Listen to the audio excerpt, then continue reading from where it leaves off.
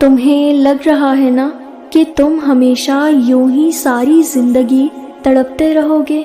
کوئی ایسا انسان بھی نہیں جسے آپ کھل کر بتا سکیں کہ زندگی کتنی کٹھن ہے، لیکن کوئی بات نہیں، میں تمہیں ایک حقیقت بتاؤں، جس مقام پر تم ہو اس مقام پر سبھی کو ایسا لگتا ہے۔ تمہارا خوف ہی تمہیں انسان بناتا ہے، لیکن پھر اس خوف کے باوجود بھی یقین کا انتخاب کرنا تمہیں مومن بناتا ہے۔ اور جانتے ہو، معجزے مومنوں کے لیے ہی ہوتے ہیں، ایمان لانے والوں کے لیے ہر اس چیز پر جو دکھائی دے سکتی ہے اور ہر اس چیز پر جو نظر سے باہر ہے۔ تو تمہیں یقین رکھنا ہے، کیونکہ تم سے پہلے جتنے بھی لوگوں نے یقین رکھا تھا، اللہ نے ان کے لیے ایسے ایسے کرشمے دکھائے تھے جنہیں صرف پڑھ کر یا سن کر ہی رونگٹے کھڑے ہو جاتے ہیں۔ وہ سب بھی شروع میں چند لمحوں کے لیے گھبرائے ہوئے تھے، لیکن پھر انہوں نے اس گھبراہٹ کو ختم کر کے یقین کو چنا۔ دیکھو پھر ان کے حسین انجام کو آج پوری کائنات یاد رکھتی ہے۔ اور جانتے ہو اللہ نے وہ کرشمے کیوں قرآن پاک میں لکھے؟ تمہارے لیے، تاکہ تم انہیں پڑھو اور تمہاری امید نہ ٹوٹے، تاکہ تم اس سے نصیحت لو کہ کہانیاں عین اختتام پر بھی بدلی جا سکتی ہیں۔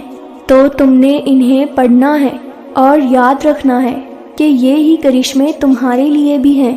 اس کے کن پہ کسی کا حق نہیں آ سکتا، اس کا کن سبھی کے لیے برابر ہے، اور جب وہ کن فرمائے گا تو یا پھر تمہارا دل پھر جائے گا یا پھر اس کا جس سے تم دل لگائے بیٹھے ہو، یا ہو سکتا ہے تم دونوں کا۔ ایک دن آئے گا جب تمہاری دعاؤں کے ذریعے تمہیں راضی کر دیا جائے گا۔ ایک دن آئے گا جب تمہیں تمہارے اس صبر کا بہترین اجر ملے گا۔ ایک دن آئے گا جب تمہیں تمہاری تڑپتی ہوئی دعاؤں کا جواب ملے گا۔ ایک دن آئے گا جب تمہارے دل کو خوشی کا پیغام سنایا جائے گا۔ ایک دن آئے گا جب تمہارے تمام آنسو خوشیوں میں تبدیل ہو جائیں گے۔ ہر وہ چیز تمہیں ملے گی اور بہترین ہو کر ملے گی جو آج تم اللہ سے مانگتے ہو۔ سب کچھ ملے گا، بس تھوڑا سا صبر، اور تمہارے تمام زخم بھر دیے جائیں گے۔ بس تھوڑا سا صبر اور تمہاری ہر تڑپ سکون میں تبدیل ہو جائے گی۔ بس تھوڑا سا صبر اور تمہاری ساری خواہشات کو حقیقت بنا کر تمہارے سامنے لایا جائے گا۔ بس تھوڑا سا صبر اور صبر کا گھونٹ کڑوا ضرور ہو سکتا ہے، لیکن اس کے بعد کتنی آسانیاں ہیں تم سوچ بھی نہیں سکتے۔ جو تم نے کھویا ہے وہ اس سے بھی بہتر دے گا۔ اگر تم بہت چیزوں سے آزمائے گئے ہو تو یاد رکھو بہترین سے نوازے جاؤ گے۔ ساری امیدیں اللہ سے ہیں نا، تو پھر یقین رکھیں اللہ آپ کی امید کو ٹوٹنے نہیں دے گا۔ اپنے رب سے مانگتے رہیں، جس نے بن مانگے جھولی خالی نہیں چھوڑی، وہ مانگنے پر خالی ہاتھ کیسے لوٹائے گا؟ دعائیں ضائع نہیں ہوتی، کیا پتہ یہ دعا ہی آخری دعا ہو جس سے منزل ملنی ہو۔ اس ذات سے مایوس ہو رہے ہو جو کہتا ہے میں وہاں سے راستے بناؤں گا جہاں سے تم اپنی ساری امیدیں ہار رہے ہوں گے۔ میں وہ ممکن کر دوں گا جسے تم ناممکن سمجھ رہے ہو۔ اللہ تعالیٰ قرآن پاک میں خود فرماتے ہیں، نہ تو تیرے رب نے تجھے چھوڑا ہے اور نہ ہی وہ بیزار ہوا، وہ تمہاری چھوٹی چھوٹی کوششوں سے بھی واقف ہے جو تم اس کی رضا میں راضی ہونے کے لیے کرتے ہو۔ وہ تمہارا صبر کرتے کرتے تھک کر گرنا اور پھر دوبارہ اٹھنا اور صبر کرنا بھی دیکھ رہا ہے۔ وہ تمہاری بے ربط دعاؤں کو بھی جانتا ہے جو تم ہر وقت دل میں مانگتے رہتے ہو۔ اس کی بارگاہ میں تمہارا کوئی بھی چھوٹا سا بھی عمل ضائع نہیں ہوتا۔ وہ دیکھ رہا ہے، جانتا ہے تمہارا حوصلہ اور ہمت، وہ خوش ہے تم سے، اور اس کے پاس تمہارا اجر بھی تیار ہے۔ بس جلد ہی تم اپنا اجر حاصل کر لو گے، اور پھر تم دیکھو گے کہ وہ رب واقعی کچھ نہیں بھولتا، وہ ہر کوشش اور ہر عمل کا اجر دے کر ہی رہتا ہے۔ لوگ کتنا بھی دل دکھائیں، یہ یاد رکھا کریں کہ جب اللہ کے بندے ہمیں توڑتے ہیں تو ان کا توڑنا ہمیں اللہ سے جوڑتا ہے۔ اگر تم تھوڑا سا صبر کر لو نا تو یقین مانو تمہارے ساتھ کی گئی ہر زیادتی کا جواب عرش سے آئے گا۔ بس تھوڑا سا اور انتظار باقی ہے۔ تمہاری چاہت کو اللہ کی چاہ بنانے کے لیے تھوڑی اور اطاعت باقی ہے۔ جس آزمائش کے لیے اللہ نے تمہیں چنا ہے اس کا ابھی انعام باقی ہے۔ دعا مانگتے رہو، ٹھیک ہو جائے گا سب، کیونکہ ابھی مشکل کے ساتھ آسانی باقی ہے۔ کبھی کبھار ہم قرآن میں موجود معجزوں کو اپنی زندگی سے ریلیٹ نہیں کر پاتے۔ ہم ان معجزوں کا اپنی زندگی کے ساتھ کوئی کنیکشن نہیں محسوس کر پاتے، اور پھر ہم کہتے ہیں کہ یہ تو تاریخی باتیں ہیں۔ ہم سوچتے ہیں کہ اب اس دور میں معجزوں کی امید رکھنا کوئی حقیقت پسندانہ بات نہیں ہے۔ یہ سب حقیقت سے بہت دور ہے، جبکہ معجزے تو ہم سب کی زندگیوں میں ہوئے ہیں اور ہوتے رہتے ہیں۔ ہمارے لیے سمندر کے 2 حصوں میں تقسیم ہونا نہ صحیح، مگر راستے تو اللہ ہمارے لیے بھی بناتا ہے۔ ہمیں مچھلی کے پیٹ میں زندہ رکھنا نہ صحیح، مگر اللہ اندھیروں سے روشنیوں تک ہمیں بھی لاتا ہے، اور اس سارے پروسیس میں ہمیں زندہ رہنے کی ہمت بھی دیتا ہے۔ ہمارے لیے آگ کا گلزار بننا نہ صحیح، مگر اپنے رحم اور مدد سے ٹھنڈا تو اللہ ہمارے جلتے ہوئے دل کو بھی کرتا ہے۔ صورتیں مختلف ہیں، حالات مختلف ہیں، مگر معجزے تو آج بھی ہوتے ہیں۔ جب کچھ بہت پیارا ہو جانے کے بعد اللہ اس کمی اور محرومی کا مداوع کرنے کے لیے اسے کسی بہت بہتر چیز سے ریپلیس کر دیتا ہے، تب جو خوشی کا احساس ہوتا ہے وہ بھی تو ایک معجزانہ احساس ہوتا ہے۔ جب کچھ ناممکن ہونے کے باوجود بھی ممکن ہو جاتا ہے تب بھی تو ہمارے دل کی ایسی کیفیت ہوتی ہے جیسے معجزہ ہو گیا ہو۔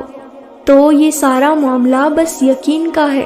جب آپ یقین رکھتے ہیں تو آپ کو معجزے محسوس ہونے لگتے ہیں، پھر بھلے وہ دنیا کی نظر میں کتنے ہی معمولی اور چھوٹے کیوں نہ ہو۔ اس لیے توکل رکھیں، کیونکہ بھلا گمان ہی بھلائی کو اپنی طرف کھینچتا ہے۔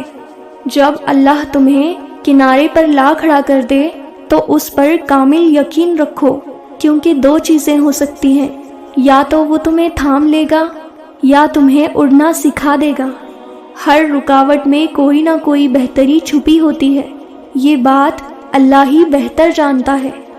رسول اللہ صلی اللہ علیہ وسلم نے فرمایا، جب بھی مومن کسی پریشانی، بیماری، رنج و ملال، تکلیف اور غم میں مبتلا ہوتا ہے، یہاں تک کہ اسے کانٹا بھی چبھتا ہے، تو اس کے بدلے میں اللہ اس کے گناہ معاف کر دیتا ہے۔ سوچو جب عرش والے رب کی رضا تمہاری رضا میں شامل ہو جائے گی تو تمہیں کیا چاہیے؟ اور انتظار کرو اچھے دنوں کے آنے کا، جیسے ہر ایک رات کے بعد اجالا ہو جاتا ہے، جیسے ہر دن کو رات میں تبدیل کر دیا جاتا ہے۔ صبر اور انتظار دونوں تمہارا امتحان ہے۔ آج خود کو تیار رکھو، کل کو اجر بھی تم ہی پاؤ گے، اور اجر بھی تمہاری سوچ سے کہیں زیادہ بڑا ہوگا۔ تو پھر چہرے پر یہ پریشانی کیوں؟ دل میں سوال کیوں؟ یقین ڈگمگا رہا ہے؟ دل کو بتاؤ، جو اللہ یوسف کو مصر کا شہنشاہ بنا سکتا ہے، یونس کو مچھلی کے پیٹ میں آیت کریمہ پڑھوا سکتا ہے، موسیٰ کی مدد کے لیے سمندر کو 2 حصوں میں کر سکتا ہے، وہ تمہاری پریشانیوں کو بھی خوشیوں میں تبدیل کرنے کی قدرت رکھتا ہے۔ وہ جو ذرے ذرے کی خبر رکھنے والا ہے، وہ تمہیں کیسے اکیلا کر دے گا؟ دیکھو، اللہ تمہیں یہاں تک اس لیے نہیں لاتا کہ تم مایوس ہو کر ہمت ہار جاؤ۔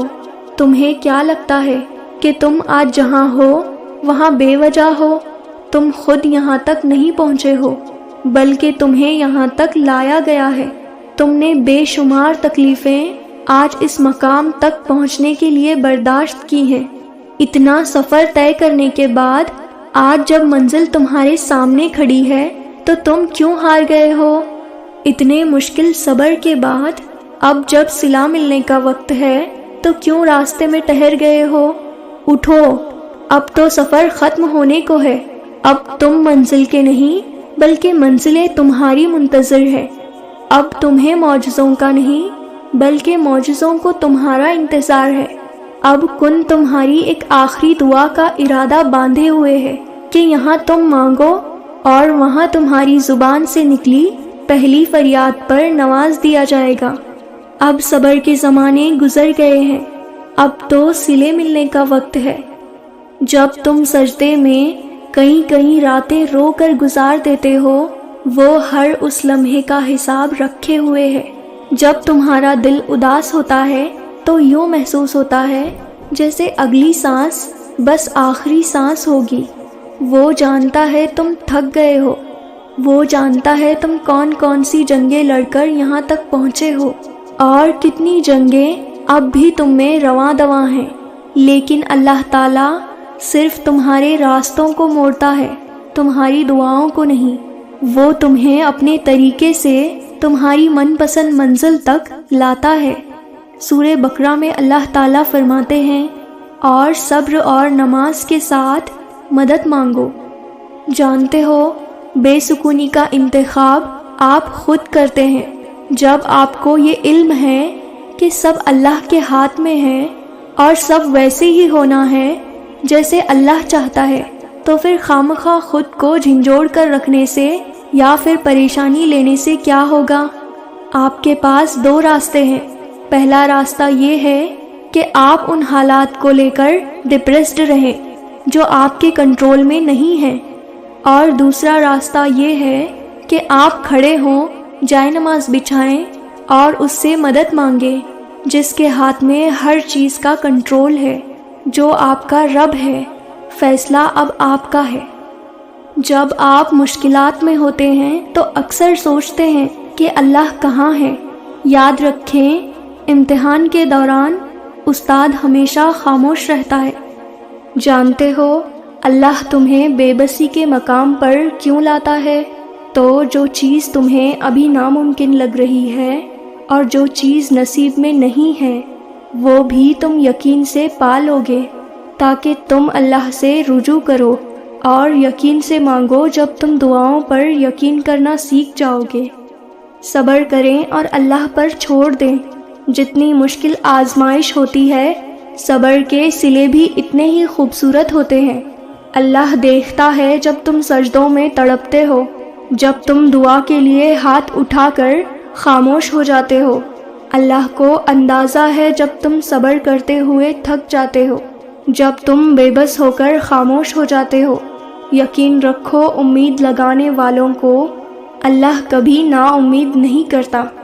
اس سوچ کے ساتھ زندگی میں آگے بڑھو کہ اللہ نے یقیناً بہترین ہی سوچا ہوگا۔ قرآن پاک میں اللہ تعالیٰ کہتے ہیں کہ میں اپنے بندوں کے لیے بہت شفیق ہوں۔ وہ جب بار بار کہتا ہے کہ وہ نہایت رحم کرنے والا ہے، تو یہ اداسی کیسی، یہ نا امیدی کیسی؟ دیکھو، یہ غم، پریشانی، حادثے تو زندگی کا حصہ ہیں۔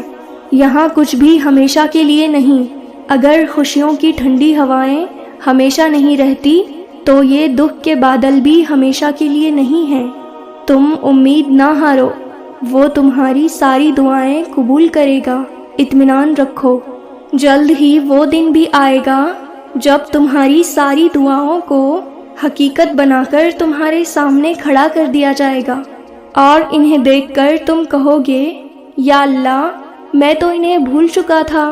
اور پھر اللہ تعالیٰ فرمائیں گے، لیکن میں نہیں بھولا، بس تھوڑا سا اور صبر۔ کیا پتہ تمہارا رونا اور گڑ گڑانا اللہ کو راضی کر رہا ہو، اور وہ بھی وہی چاہتا ہو جو تم چاہتے ہو۔ بالکل ممکن ہے کہ قبولیت کا وقت کچھ ہی دیری کے فاصلے پر ہو، انشاءاللہ۔